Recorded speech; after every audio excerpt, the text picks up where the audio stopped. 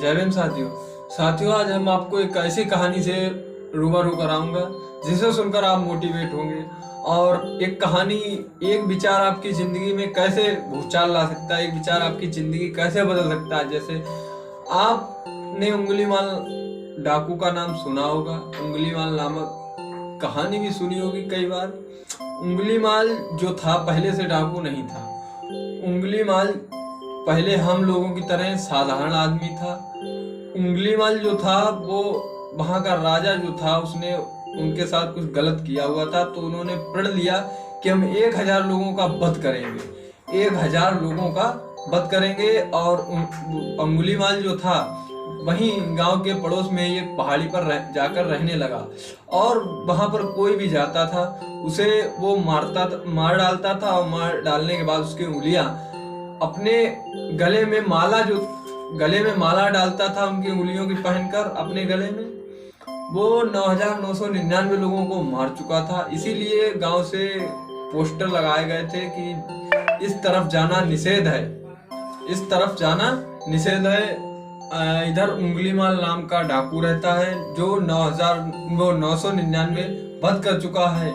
1000 आदमियों का वध करने के उसने प्रण लिया था कि 1000 आदमियों का हम वध करेंगे। तो गांव का कोई भी सदस्य उधर जाने से डरता था और कोई भी इंसान उधर नहीं जाता था।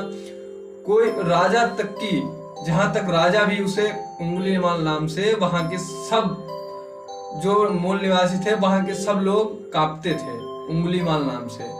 तो उनकी जहां तक उनकी माँ ने मिलना मिलाना भी छोड़ दिया था। इससे पहले उनकी माँ मिलने मिलाने जाती थी, क्योंकि उनकी माँ ने इसलिए छोड़ दिया क्योंकि ये अपना अभिशाप, मतलब जो उन्होंने प्रण लिया है उसे पूरा करने के लिए कहीं मुझे मार ना डाले। तो एक बहुत दिन बीत गए, एक घटना घटित हुई। तथागत गौतम बुद्ध उसी रास्ते पर जा रहे थे जिधर उंगलीमाल रहता था। उनके साथ में एक शिष्य था, उनका शिष्य था जो उसने कहा कि हे तथागत, आप इधर जा रहे हैं, इधर उंगलीमाल नाम का एक डाकू रहता है जो आप 999 आदमियों का वध कर चुका है, 1000 आदमियों का मारने का प्रण लिया है उसने। तो भगवान गौतम बुद्ध ने कहा इधर वैसे हम शायद ना जाते। शिष्य ने कहा कि रास्ता आप चेंज कर लीजिए। तो उन्होंने कहा कि आपको जाना है तो आप चले जाइए, लेकिन वैसे मैं शायद इधर से ना जाता, लेकिन अब जरूर जाऊंगा क्योंकि मुझे उंगलीमाल को मेरी जरूरत है। उंगलीमाल की तरफ वो चल दिए।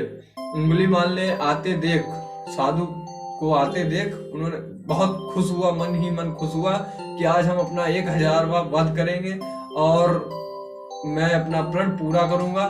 तो उसने साधु का भगवान गौतम बुद्ध को आते देख और कहा कि उनके मस्तिष्क पर चाल ढाल और जो तेज उनके मस्तिष्क में दिख रहा था, जिससे वो प्रभावित हो गया और उसका हाथ कांपने लगा, शरीर पूरा हिलने लगा। और उसने कहा कि हे साधु, तू वहीं पर रुक जा। भगवान बुद्ध से कहा वहीं पर रुक जाओ, हे साधु तुम वहीं पर रुक जाओ। लेकिन भगवान बुद्ध ने उनकी एक भी बात नहीं सुनी, वो चलते रहे। उन्होंने फिर कहा कि हे साधु, तू मरने को है क्या? मैं तुझे मार डालूंगा। मैं 999 लोगों को मार चुका हूँ, 1000 लोगों को मारने का प्रण लिया है, और तू मरेगा क्या? तो उन्होंने कहा आ मुझे तू मार। तो उन्होंने कहा कि हम मारेंगे तो सही, लेकिन हमें मारना तो सही, लेकिन एक मेरी शर्त है। भगवान बुद्ध ने कहा कि एक मेरी शर्त है। तो उसने उंगलीमाल ने कहा क्या शर्त है तुम्हारी? उंगलीमाल ने कहा कि ये जो टहनी दिख रही है, इस टहनी को आप जाओ और काट के ले आओ। तो उंगलीमाल एक तलवार रखता था अपने साथ में, जिससे वो लोगों की उंगलियां काटता था, लोगों के उससे वध करता था। तो वो उस तलवार को लेके गया और झड़ाक से मारी, उस पे पेड़ की टहनी कट गई। और पेड़ की टहनी कटने के बाद वो टहनी वो लेके आया और भगवान बुद्ध ने कहा अब जाओ इसे जोड़ के आओ। तो उसने कहा साधु तो पागल है क्या? तो उन्होंने कहा क्यों? उसने कहा जो टूट गया वो जुड़ थोड़ी सकता। तो उंगलीमाल ने कहा, भगवान बुद्ध ने कहा तो यही तो हम तुम्हें समझाना चाहते हैं कि जो तुमने 999 लोगों का वध किया, किसी एक को जोड़ के दिखाओ, किसी एक को जोड़ के दिखाओ।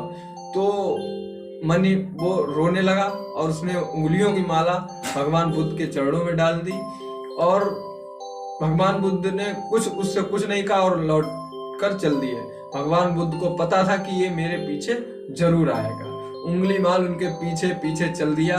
बुद्धम शरणम गच्छामि, संगम शरणम गच्छामि करते हुए उनके साथ चल दिया और सन्यासी बन लिया। गांव पहुंचते ही ये खबर जब गांव वालों को, राजा को पता चली तो राजा बहुत ही खुश था, गांव वाले बहुत ही खुश थे। और उंगली माल को जब भगवान बुद्ध ने कहा कि जाओ, तुमने जिन जिन लोगों को मारा उनके घर से भिक्षा लेकर आओ। भिक्षा लेने के लिए उंगली माल गया तो जिन लोगों को मारा था उसने, उन लोगों के घर वालों ने उसे पत्थर मारे, ईंट पत्थर मारा, लाठी डंडे जो भी मारा, उसे बिल्कुल घायल हो गया। और फिर आया बुद्ध के पास और कहा, बुद्ध ने पकड़ा उसे, उसके हाथ को और कहा दर्द हो रहा है? उसने कुछ नहीं कहा। तो उसने कहा काहे का दर्द? जब मन तुम साथ लेके गए थे, शरीर पर तुम्हारे पत्थर पड़े हैं, तो उसमें क्या है? तो इस उंगलीमाल उसी दिन से साधु बन गया। और साधु बनने के बाद उसने, इतना बुरा व्यक्ति था वो, तो वो सुधर सकता है, तो हम अपने समाज को क्यों नहीं सुधार सकते? हम भी अपने समाज को सुधार सकते हैं।